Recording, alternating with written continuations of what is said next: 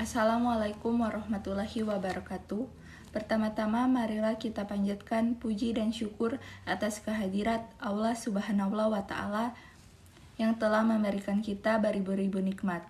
Salawat serta salam atas junjungan Nabi Muhammad SAW yang telah membawa kita dari zaman kegelapan menuju zaman yang terang benderang.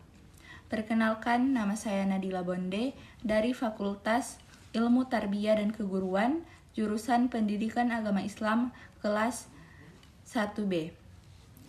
Di video kali ini saya akan membawakan kultum tentang sumber hukum Islam. Sumber hukum Islam adalah asal atau tempat pengambilan hukum dalam Islam. Sumber hukum Islam ada 4, yaitu yang pertama Al-Quran. Al-Quran adalah sumber hukum Islam yang pertama dan yang paling utama, merupakan kitab suci umat Islam sebagai wahyu yang diturunkan kepada Nabi Muhammad SAW. Al-Quran memuat berbagai hukum yang mengatur tentang kehidupan manusia.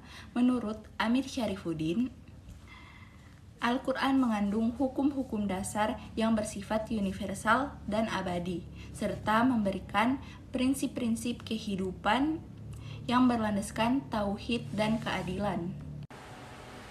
Yang kedua yaitu As-Sunnah. Sebagai sumber kedua hukum Islam selain Al-Quran, As-Sunnah atau hadis juga merupakan sumber kedua dalam hukum Islam.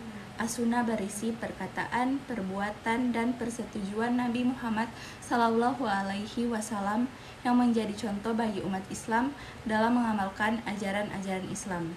Menurut Profesor Sofyan, hadis berperan melengkapi dan menjelaskan hukum-hukum yang ada dalam Al-Quran, serta memberikan rincian dari perintah-perintah Allah yang umum. Yang ketiga yaitu Ijma. Sebagai sumber ketiga hukum Islam, Ijma adalah kesepakatan para ulama terhadap hukum dalam Islam setelah Nabi Muhammad SAW wafat.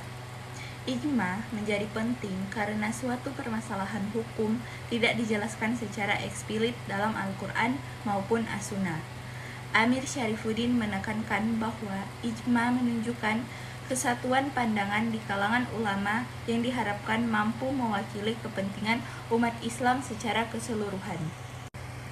Yang keempat dan yang terakhir adalah Qiyas.